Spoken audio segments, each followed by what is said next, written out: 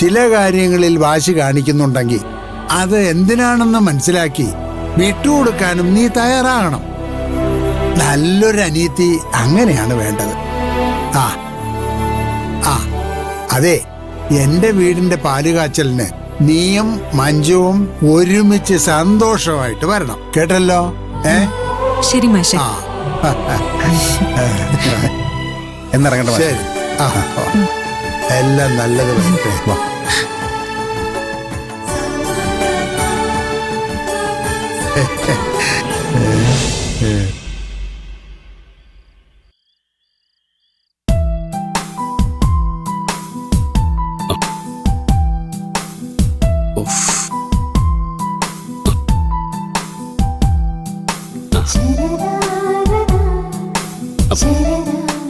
ഇതൊന്ന് അഴിച്ചേ, വേദനയ്ക്ക് നല്ല കുറവുണ്ട്.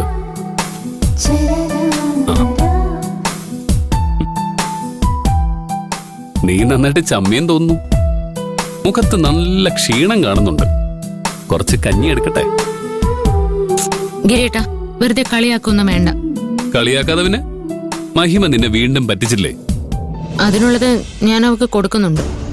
ഏയ്, ഞാൻ വെറുതെ തമാശ പറഞ്ഞല്ലേ. നീ വെറുതെ മഹിമയോട് പ്രശ്നത്തിനൊന്നും പോണ്ട. അവൾ എപ്പോഴത്തെയും പോലെ ന്യായത്തിന്റെ ഭാഗത്ത് നിന്നു എന്ന് മാത്രമല്ല, ഇത്തവണ നിയമവും പാലിച്ചില്ലേ? ഞാൻ വിചാരിച്ചു ഗിരിയേട്ടൻ അവളോട് നല്ല ദേഷ്യമായിരിക്കുമെന്ന്. എന്തിന്? രാഘവ മാഷിന്റെ അവസ്ഥ കേട്ടപ്പോ സഹായിക്കണമെന്ന് എനിക്കും തോന്നിയായിരുന്നു. പക്ഷെ എനിക്കൊന്നും ചെയ്യാൻ കഴിഞ്ഞില്ല. മഹിമ അത് ചെയ്തതിൽ എനിക്ക് സന്തോഷമേ ഉള്ളൂ. അപ്പോ ഗോപാലിന് നഷ്ടം സംഭവിച്ചതോ? സാധാരണക്കാരെ ദ്രോഹിച്ചിട്ടുള്ള ലാഭം വേണ്ടെന്ന് വെക്കുന്നതാണ് നല്ലത്. ഇത് ഞാൻ ഗോപാൽജിയോടും പറഞ്ഞു. അയാൾക്ക് ദേഷ്യം വന്ന് കാണുമല്ലോ. വന്നു കാണും. ഒന്നും ഞാൻ നോക്കാൻ പോയില്ല. അദ്ദേഹം ചെയ്യുന്നത് തെറ്റാണെന്ന് പറയാൻ ആരെങ്കിലുമൊക്കെ ധൈര്യം കാണിച്ചില്ലെങ്കിൽ ഗോപാൽജി കൂടുതൽ വലിയ തെറ്റുകളിലേക്ക് വഴുതി പോവും. ഞാൻ അദ്ദേഹത്തിന്റെ നല്ലതിനു വേണ്ടിയാണ് പറഞ്ഞതെന്ന് മനസ്സിലാക്കിയാൽ ഉപകാരം. ഇല്ലെങ്കിലും സാരമില്ല. ഞാൻ ശ്രമിച്ചില്ല എന്നുള്ള കുറ്റബോധം എനിക്കുണ്ടാവില്ലല്ലോ. ഈ ചെയ്തതിന്റെ പേരിൽ മഹിമയ്ക്ക് ഒരു കുഴപ്പമുണ്ടാവില്ല. ഗോപാൽജിയോട് അവൾക്കെതിരെ എന്തെങ്കിലും ചെയ്താൽ ഞാൻ ഇടപെടുമെന്ന് പറഞ്ഞിട്ടുണ്ട്. അയാൾ എന്തായാലും വെറുതെ ഇരിക്കുമെന്ന് ഗിരിയേട്ടന് തോന്നുന്നുണ്ടോ? വെറുതെ ഇരുന്ന ഗോപാൽജിക്ക് കൊള്ളാം. അല്ല, നീ മഹിമയോട് സംസാരിച്ചില്ലേ? ഇല്ല. എന്തു പറ്റി? ഇപ്പൊ നീ ആഗ്രഹിച്ചതുപോലെ അവള് നിയമപ്രകാരം തന്നെയല്ലേ ഗോപാൽജിക്കെതിരെ നീങ്ങിയത്? അവള് ഗോപാലിനോട് പ്രതികാരം ചെയ്യാൻ ശരിയായ വഴി തിരഞ്ഞെടുത്തതിൽ എനിക്ക് സന്തോഷമേ ഉള്ളൂ. എന്നാ പിന്നെ അത് മഹിമയോട് തുറന്നു പറഞ്ഞ് അവളുമായിട്ടുള്ള പ്രശ്നങ്ങളെല്ലാം തീർത്തൂടെ? അത് വേണ്ട. അല്ലെങ്കിൽ തന്നെ അവക്ക് നല്ല അഹങ്കാരം. ഇതും കൂടി കേട്ടാ പിന്നെ അവക്ക് എന്തും ചെയ്യാന്നുള്ളൊരു ചിന്തയാവും. എത്ര കാലമെന്ന് വെച്ചിട്ടാ അവളുമായിട്ട് നീ ഇങ്ങനെ പിണങ്ങി നടക്കാൻ പോകുന്നത്? എനിക്ക് ആഗ്രഹം ഉണ്ടായിട്ടൊന്നും അല്ല. അവള് തന്നെയല്ലേ ഇതെല്ലാം തുടങ്ങി വെച്ചത്. എന്ന് വെച്ച് നീ അത് തുടരണമെന്ന് നിർബന്ധമുണ്ടോ? ഗിരിയണ്ണ എന്തറിഞ്ഞിട്ടേ ഈ സംസാരിക്കുന്നേ? ഞാനും അവളും തമ്മിലുള്ള പ്രശ്നം അവസാനിച്ചാലും അവൾ ഒരിക്കലും ഗിരിയണ്ണോട് ക്ഷമിക്കില്ല. അവൾ എന്നോട് ക്ഷമിക്കണമെന്ന് സ്വപ്നം കാണുന്നത് പോലും അത്യാഗ്രഹമാണെന്ന് എനിക്കറിയാം. അവളുടെ അച്ഛനെ കൊല്ലാൻ കൂട്ടുന്ന ഒരാളായിട്ടാണ് അവൾ എന്നെ കാണുന്നത്. അവക്ക് എന്നോട് ഒരിക്കലും ക്ഷമിക്കാൻ കഴിയില്ല. പക്ഷെ ഞാൻ കാരണം ഒരിക്കൽ ജീവന തുല്യം പരസ്പരം സ്നേഹിച്ച നിങ്ങള് ഇപ്പൊ ശത്രുക്കളെ പോലെ പെരുമാറുന്നത് എനിക്ക് സഹിക്കാൻ കഴിയുന്നില്ല. നിങ്ങൾ പരസ്പരമുള്ള വഴക്ക് നിർത്തിയാൽ തന്നെ എനിക്ക് സമാധാനമാവും. അതിന് വേണ്ടത് എന്താണെന്ന് വെച്ചാൽ ഞാനും ചെയ്യാൻ തയ്യാറാണ്.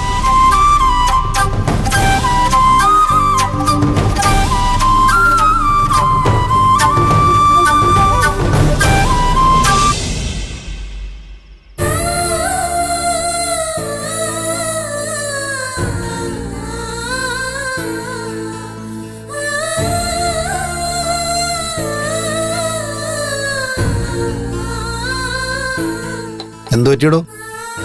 ഗോപാൽ ഇത്രയും വലിയൊരു പണിയോടത്തിന് ശേഷവും തന്റെ മുഖത്തൊരു സന്തോഷമില്ലല്ലോ. രാഘവ മാഷിനെ മോള് ചെയ്തു കൊടുത്ത സഹായത്തെക്കുറിച്ച് അദ്ദേഹം നാട് മുഴുവനും പറഞ്ഞു കിടക്കുന്നുണ്ട്. ഞങ്ങളുടെ ഓൺലൈൻ ഗ്രൂപ്പ് വരെ വാർത്തയെത്തി. അടുത്ത തവണ താൻ ഇവിടെ ഇലക്ഷൻ നിന്നാലേ വോട്ട് മൊത്തം തൂത്തുവരും.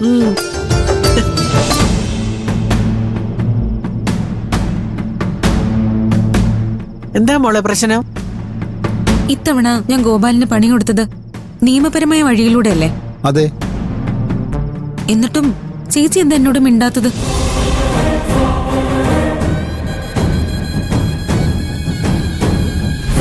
ചേച്ചി ആഗ്രഹിച്ചതുപോലെയാ ഞാൻ എല്ലാം ചെയ്തത്. ആ വിജിലൻസ് ഓഫീസർ പോലും എന്നെ പുകഴ്ത്തി സംസാരിച്ചു. പക്ഷെ ചേച്ചി എന്നോടൊരു അക്ഷരം പോലും മിണ്ടിയില്ല.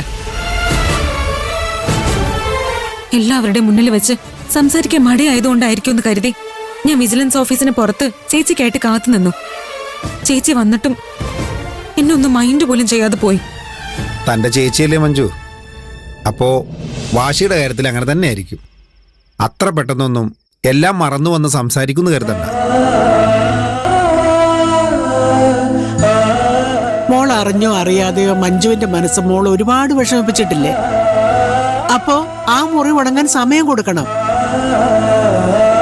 എന്തായാലും തനിക്ക് മഞ്ജുവിനോട് സംസാരിക്കണം തോന്നിയല്ലോ, അത് തന്നെ നല്ല കാര്യമോ? അതേ മോളെ, മനസ്സുകൊണ്ട് ആഗ്രഹിച്ചു കഴിഞ്ഞാൽ മനുഷ്യൻ എന്തിനു വഴി കണ്ടെത്താൻ പറ്റും. മോള് നന്നായിട്ട് മനസ്സ് വെച്ച മഞ്ജുവുമായിട്ടുള്ള എല്ലാ പ്രശ്നങ്ങളും തീർക്കാനുള്ള വഴി തനിയെ തെളിഞ്ഞു വരും. എടോ, നിങ്ങളുടെ അത്രയും പരസ്പരം സ്നേഹിക്കുന്ന സഹോദരിമാരെ ഞാൻ ഇവിടെ എങ്ങും കണ്ടിട്ടില്ല. അതുകൊണ്ട് താൻ ആത്മാർത്ഥമായിട്ട് ശ്രമിച്ച മഞ്ജു എന്തായാലും തന്നോട് ക്ഷമിക്കും. കാരണേ തൻ്റെ കരുതലും സ്നേഹവും മഞ്ജു ആഗ്രഹിക്കുന്നുണ്ട്.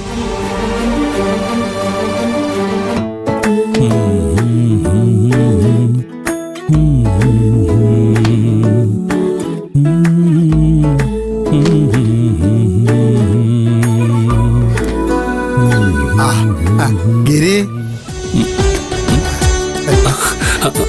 മാഷോ? മാഷെ നമസ്കാരം. നമസ്കാരം. നിന്നെ കണ്ടിട്ട് കുറെ കാലം ആയല്ലോ ഗിരി. ആ, മഞ്ജു ആ, ഇവിടെ? ഉണ്ട്. ഏ?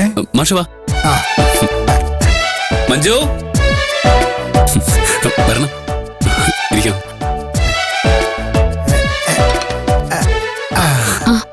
ആ, മാഷോ?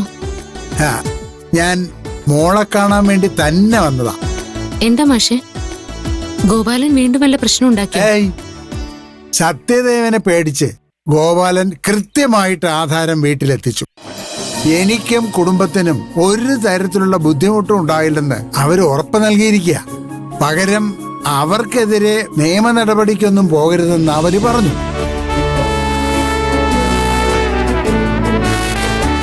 അപ്പോഴും ഭീഷണിപ്പെടുത്തുന്നൊന്നും അവൻ നിർത്തിയിട്ടില്ലല്ലേ മാഷെ? ആ, അതൊക്കെ ഞാൻ പോട്ടെ എന്ന് വെച്ച് മോളെ, സ്ഥലം തിരിച്ചു കിട്ടിയല്ലോ, അത് തന്നെ ഭാഗ്യം. അല്ല, ഭാഗ്യമാണ് കാരണമെന്ന് പറഞ്ഞാ അത് തെറ്റാവും. മഹിമ കാരണമാ എനിക്ക് എന്റെ സ്ഥലം തിരിച്ചു കിട്ടിയത്.